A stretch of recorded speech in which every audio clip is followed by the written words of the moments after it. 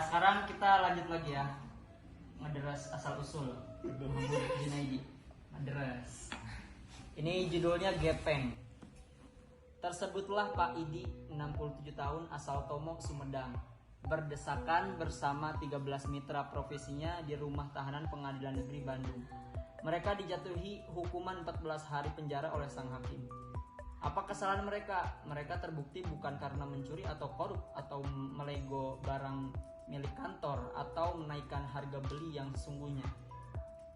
Mereka dinyatakan bersalah karena mereka miskin papa, tak punya kerja, tak punya tempat tinggal, gelandangan di bawah langit beratap bintang, menadahkan tangan harapan belah kasihan orang. Mereka disebut gepeng karena gelandangan dan mengemis dan akibatnya ditangkap, dijebloskan ke truk dan dijatuhi hukuman penjara karena dianggap melanggar pasal 505 KUHP. Rekannya, Nyonya Rohmah, sambil terisak-isak menggendong bayinya terbata-bata dalam bahasa Sunda. Abdi teh sanes bangsat kunaon dibui. Wanita yang tersimpuh di sampingnya mengeluh lapar yang amat sangat. Terek lapar kumaha ti kamari sore teu dibere dahar. Kenapa tidak diberi makan sejak kemarin? Bukankah menurut keterangan harta mereka hasil mengemis antara Rp300 hingga Rp700 diambil si penangkap dengan alasan untuk ongkos makan mereka sendiri? Tidak habis pikir kenapa mereka dihukum hanya karena lapar dan mengemis. Di kamar tahanan 3x2 meter itu berkumandanglah macam-macam tangis dan ratap.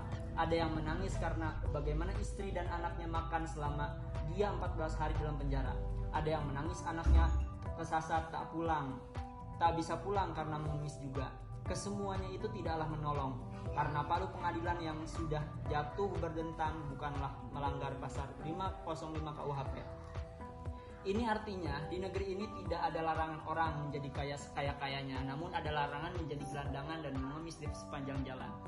Kendati mereka kurang paham kenapa kerja mengemis dan gelandangan harus masuk bui, tapi mereka yang yakin betul betapa pemimpin-pemimpin yang mendirikan republik ini dan membuat konstitusi sama sekali tidak berkeinginan munculnya masyarakat ekonomi kapitalistis di dalam negeri merdeka ini, di mana orang boleh kaya sekaya-kayanya hingga perut kembung dan muntah kelebihan isi, dan di mana orang yang dipersilahkan berkeadaan fakir sefakir-fakirnya dan sejelata-jelatanya, sehingga harapan sebagai harta benda terakhir dari orang paling miskin pun tidak dipunyai lagi. Mereka penghuni bui itu yakin para founding fathers itu dengan mata menyala-nyala menolak adanya masyarakat kapitalistis yang sama sekali tidak sedikit pun mencegah orang berenang di atas benda berapapun ia punya, seraya tidak merasa berdosa. Jika ada sebagian bangsanya tidak kebagian rezeki dan mata pekerjaan, karena pemuka-pemuka bangsa itu menganggap politik ekonomi sosial sebenarnya kekuasaan pokok daripada kehidupan rasional kita. Tiap orang, tiap warga negara, tiap golongan, segala apa yang kumelip di atas bumi Indonesia ini harus tunduk kepada otoritas tertinggi dalam kehidupan nasional. Otoritas cakrawati dalam revolusi kita itu adalah ordering kolektif. Mereka para founding fathers itu dengan tandas menyatakan bahwa rakyat di mana-mana di bawah kolong langit ini menuntut kebebasan dari kemiskinan, tidak mau ditindas oleh bangsa lain, tidak mau dieksploitasi oleh siapapun meskipun golongan itu bangsanya sendiri.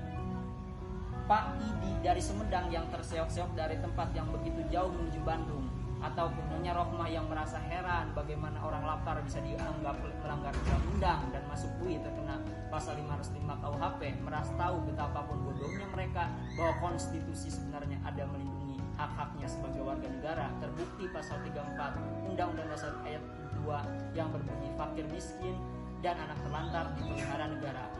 Jelas dan bisa dipahami, saking jelasnya hingga tidak diperlukan lagi penjelasan.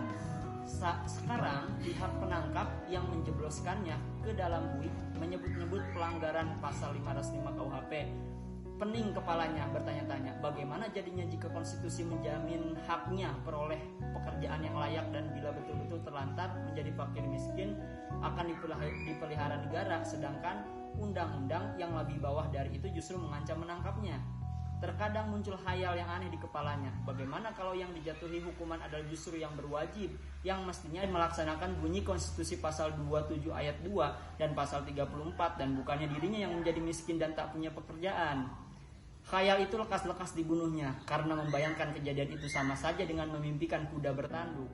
Pak Idi yang sudah tua dan renta itu memutuskan lebih baik menempuh jalan yang lebih aman, berbaring di lantai tahanan sambil memandangi langit-langit, sambil menunggu jatah makan yang 3 kali sehari.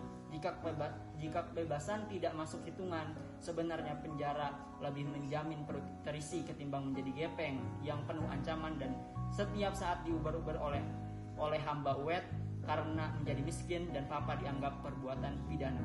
Kompas 4 Desember 1988. Terima kasih.